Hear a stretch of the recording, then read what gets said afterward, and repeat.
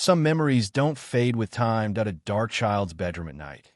Camera slowly drifting near the ceiling as if from an out-of-body perspective. Moonlight through curtains. Unsettling silence. Realistic cinematic lighting. Psychological horror mood. They don't soften or blur the way childhood memories are supposed to. Instead, they sharpen.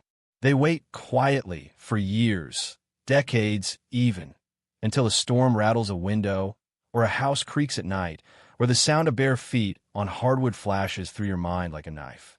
And suddenly, you're not safe anymore, because some lessons are learned too early. Some doors are left unlocked only once. And some nights follow you for the rest of your life. This is one of those nights. I don't remember most of second grade. I couldn't tell you the name of my teacher, or what books we were reading, or who I sat next to in class. Childhood is like that. Huge chunks of it dissolve into nothing as you grow older. But that night is burned into my memory so deeply that I can still feel the cold in my bones when I think about it. It happened when I was really young. Second or maybe third grade. I can't be sure.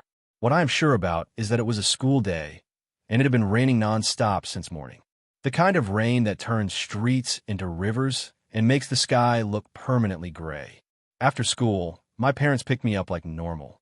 I remember sitting in the back seat, watching water streak down the windows, my backpack soaked at the bottom. They were dressed nicer than usual. My dad in a jacket, my mom wearing jewelry she only ever put on for special occasions. They told me they were going to some event, a fundraiser, maybe, or a dinner party. I honestly don't remember, and at the time, I didn't care. What mattered was that I got home, dumped my shoes by the door, and went straight for the candy cabinet. At some point after they left, the storm got worse. Much worse. I didn't see it happen. I was glued to the TV. But later I'd learned that roads were flooding and visibility dropped to almost nothing. That's why my parents didn't come home that night. Instead, the house phone rang.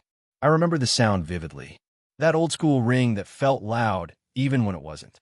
I hopped off the couch and picked it up, my feet sinking into the carpet. It was my mom. She sounded stressed, apologetic, like she felt guilty even talking to me.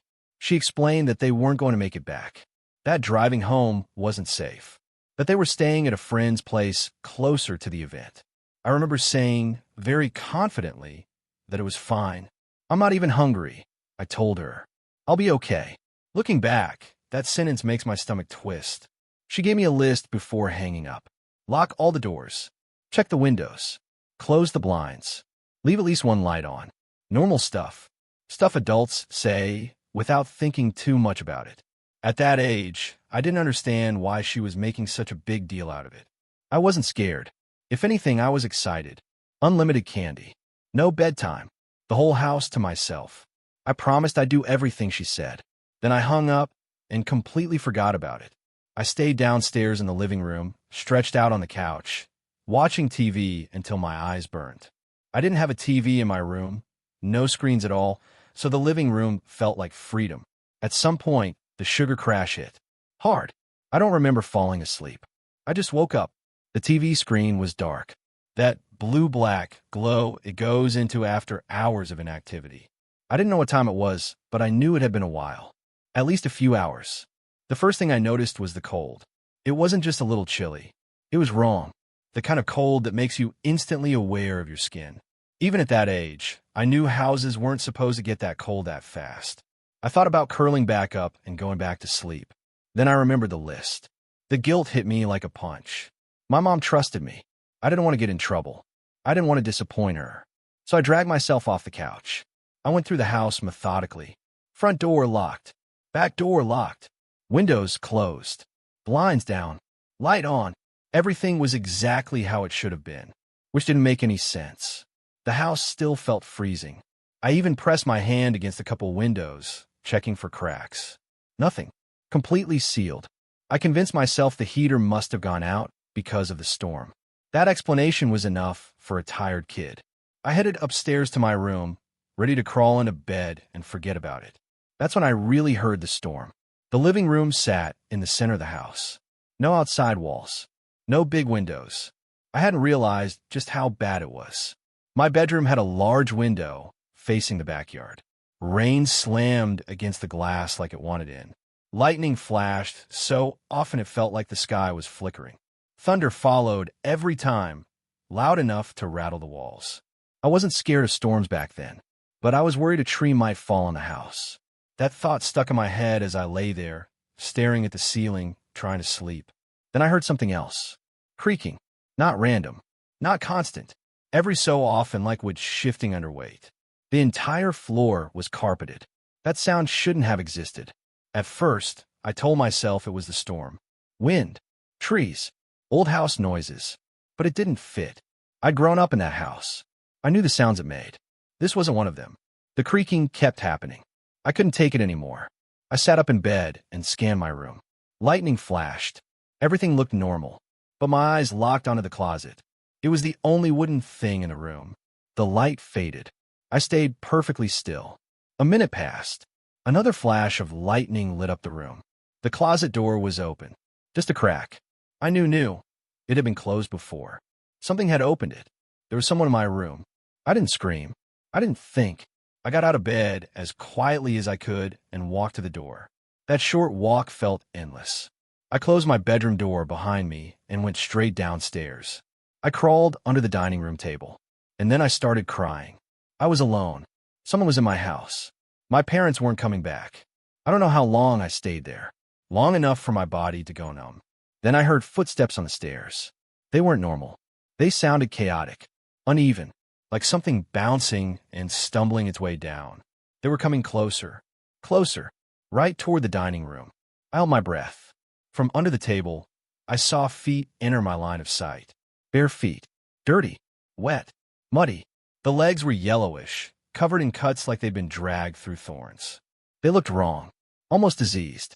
Then something clattered onto the floor. A wrench. If they bent down, they'd see me.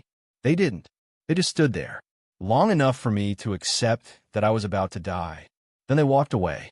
The footsteps continued for what felt like forever. Then the front door opened and shut. I stayed under that table long after they were gone. Eventually, I picked up the wrench and hid it. I went upstairs at sunrise and fell asleep. I didn't tell my parents for years. I still sleep with a light on, and I lock my doors every night. I was 15 years old when I learned that fear doesn't always come with warning signs. Sometimes it doesn't announce itself with footsteps behind you or a hand on your shoulder. Sometimes it's quiet, patient, waiting for you to make the wrong decision on your own. This happened on a rainy Saturday night in May, during one of those last weekends before summer break when everything feels suspended, like life is holding its breath before changing. I'm an only child. It's always just been me and my parents in a house that's a little too big for 3 people. My dad jokes that they planned for more kids and just never followed through. At 15, I didn't think much about that. The house felt normal, familiar, safe, but I wasn't normal. I had, and still have, a list of medical issues that made everyday life harder than it needed to be. Panic attacks, fainting spells, breathing problems that came out of nowhere. Doctors gave us explanations, treatments, suggestions, but nothing that really fixed it. Sleep was the worst. I needed complete silence. Absolute quiet. A ticking clock was enough to keep me awake. A fan? Impossible. Sleepovers were torture. Vacations were worse. I learned early on that if I didn't sleep, everything else fell apart. That night, it was raining. Not a thunderstorm. No lightning. No dramatic crashes. Just a steady, relentless downpour. The kind that sounds like static against the roof. Most people say rain helps them sleep. For me, it felt like being trapped inside a drum. I lay in bed for hours, staring at the ceiling, my heart racing for no reason. Every raindrop felt amplified. The noise pressed against my skull until it felt like my thoughts couldn't escape. By the time I checked the clock, it was well past midnight. I knew I wasn't going to sleep, so I did something I'd done before. I went for a walk. My parents actually encouraged it. We lived in a quiet residential area, the kind where kids leave bikes on lawns overnight and nobody locks their cars. There was a massive public park bordering our neighborhood. Wide paths, open fields, and streetlights spaced evenly enough that it never felt dark. I put on a rain jacket, slipped on my shoes, and quietly made my way downstairs. I didn't bring my phone. I knew better than that. Screens only made it worse. I stepped outside and let the rain soak me. It was cold, but not unpleasant. The kind of cold that wakes you up.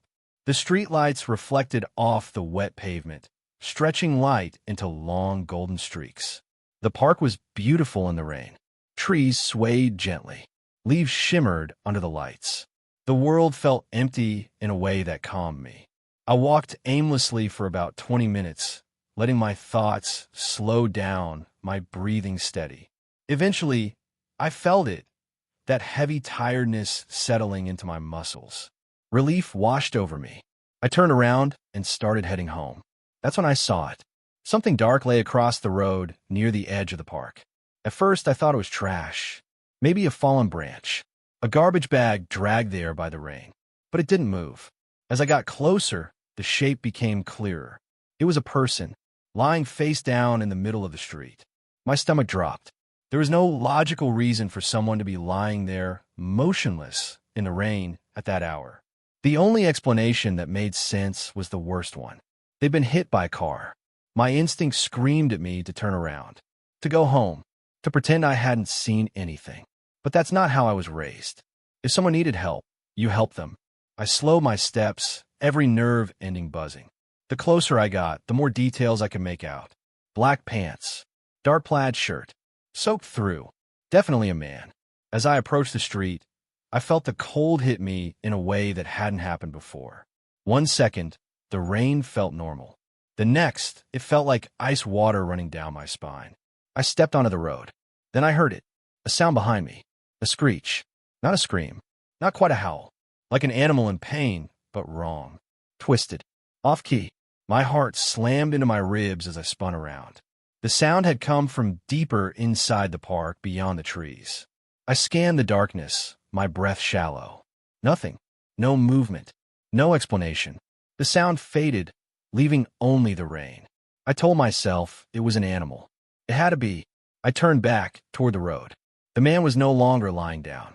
He was sitting upright, staring directly at me. I froze. My vision tunneled. The edges of the world blurred. The sound of rain grew distant, like I was underwater. We locked eyes. His face was wrong. Not injured. Not confused. Alert. Aware.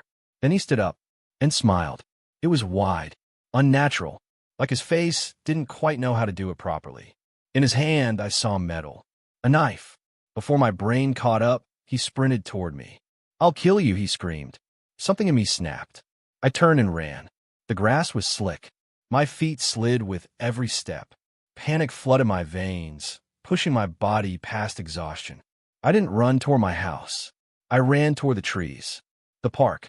The place the screech had come from. I didn't care. I just needed to get away. I didn't look back. I couldn't. I heard his footsteps behind me.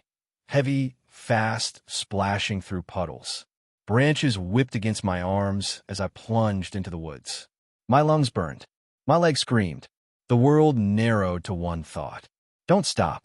Eventually, I ducked behind a tree and collapsed, choking on air. Silence. No footsteps. No yelling. Just rain. I stayed there for what felt like forever. When I finally moved, I took the long way home, circling the park, sticking to lit streets, jumping at every shadow. No one followed me. I made it home soaked, shaking, and broken. I never told anyone. I still hear that screech sometimes. I never thought I'd end up in a situation that made me wish I had never gone camping at all. But here I was, alone, far from anyone. And more than anything, I wanted to vanish into the quiet of the woods, away from the heartbreak, away from the city, away from everything that reminded me I had just lost someone I thought I would never live without. I had just broken up with my ex. It wasn't messy, not exactly, but it was final. And I felt hollow. Every familiar corner of my life suddenly looked strange. My apartment felt too small, the city too loud, the rain too heavy. I needed space. I needed silence. I needed the world to shrink so that it only had me in it. So I packed my truck, not with a strict plan, not with a map or an itinerary. I grabbed a tent, my sleeping bag, some basic supplies, a few cans of food, and my firearm. And I left. I was aiming for a remote riverside spot I had stumbled upon years before. A place so secluded it felt like no one else had ever existed there. I figured it would be perfect, peaceful, alone, just what I needed. I got there in the late afternoon. The dirt road leading to the bend in the river was slick from the rain, but my truck handled it fine. But the moment I turned down the path, something sank in my stomach. Two trucks were already parked near the trailhead, one gray, one white. I couldn't see anyone around. Not yet. But knowing other people were nearby ruined the solitude. My entire plan was to be alone. I considered turning back. I really did. But the river was long, winding, and I was confident the other campers were far enough away that I wouldn't even notice them once I found my spot. I told myself it was fine. I'd walk down a little further. I'd find my corner of the world. I hiked about 15 minutes along the riverbank, the rain steadily soaking me through my jacket. Trees leaned over the trail, their leaves dripping. The water in the river rippled violently in response to the storm, and the sound was hypnotic, like a heartbeat I could focus on, the outside world fading into rhythm. That's when I saw them. Two men, fishing by the river's edge. Thick beards, heavy boots, lumbering frames. Not unusual for people out in rural areas, I told myself. But there was something off. As I approached, one of the men, the one with the bushy brown beard, abruptly covered something with his jacket. Then he forced a smile and waved awkwardly. Just target shooting cans, he called. Don't worry about it. I nodded politely, walked past, and tried to ignore the nagging feeling in my chest. Something about the way he said it, rushed, almost defensive, set my nerves on edge. But I let it go. People out here aren't known for social grace. I pushed the thought aside and kept walking deeper along the river bend, searching for the perfect campsite. Eventually, I found it. Trees thick on either side of the small clearing, a slope that dropped to the river's edge, and enough space to pitch my tent far from sight. It wasn't perfect, but it was secluded enough that I could pretend I was the only person left on Earth. I set up my camp, unpacked my gear, and tried to let the rain, the river, and the sound of the wind soothe me. I pulled out a book and tried to settle in.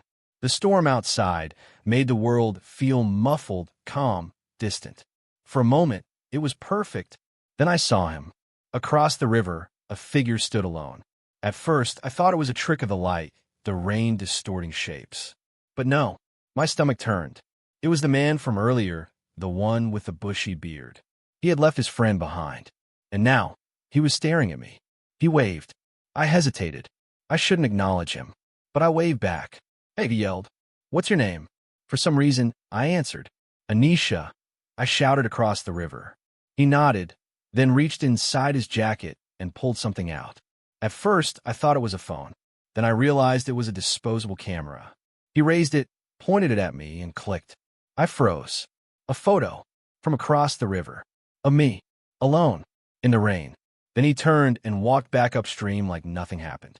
I felt the hair on my neck stand on end. The social awkwardness, the camera, strange. But the sense of danger didn't hit me until the sun began to set, and I crawled into my tent for the night. It was impossible to sleep. My mind refused to shut down. I replayed the breakup, every conversation, every mistake. The river, the rain, the dark trees pressed in on me. And then I heard it. Uneven, soft footsteps outside my tent. Carefully placed over wet ground. Circling. I held my breath. No animals move like this. I didn't need to guess who it was. I grabbed my handgun, the one I always kept close in these situations. I unzipped the tent, squinting through the rain. And there he was, standing a few yards away, half hidden behind a tree, blank expression, wet jacket clinging to him. In his left hand, a small axe. Everything inside me screamed. Fight, flight, freeze. But my training, my gut, and every nightmare I'd ever read about told me what I had to do. I raised the gun, level, calm, even though my heart pounded so hard I could hear it in my ears. Leave, I said, voice steady, or I'll shoot. His face didn't change. Nothing. A few seconds passed, stretching impossibly long. Then he mumbled something about his friend Ivan.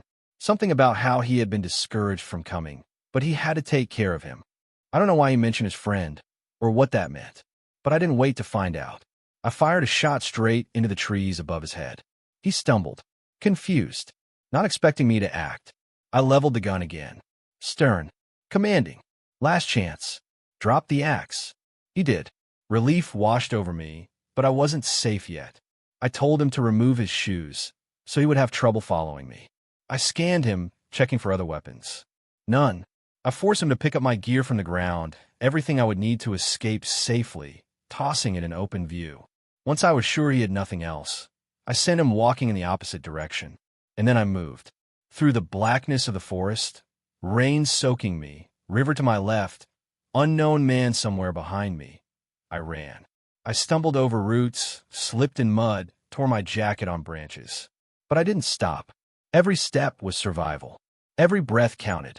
I finally emerged from the woods near the trucks. Both were still parked. Empty. Silent. I didn't pause. I threw my gear into my truck, jumped in, and drove off the dirt road. By the time I'd signal again, I called the police. Reported the whole encounter. Tried to describe my location. Weeks passed. Nothing. No news. No follow-up. I don't know if anyone caught him, if he was arrested, if Ivan ever existed. But I know one thing. That night changed me. It reminded me that the world isn't always safe. That sometimes danger doesn't wear a mask. That sometimes your survival depends on quick thinking, courage, and being ready to act when the rest of the world is asleep. I still go camping. I still hike. I still find the remote rivers and forests that let me feel like the only person left on Earth. But I never forget, sometimes the quiet isn't peaceful. Sometimes it's watching, waiting, and sometimes the man in the shadows is closer than you think.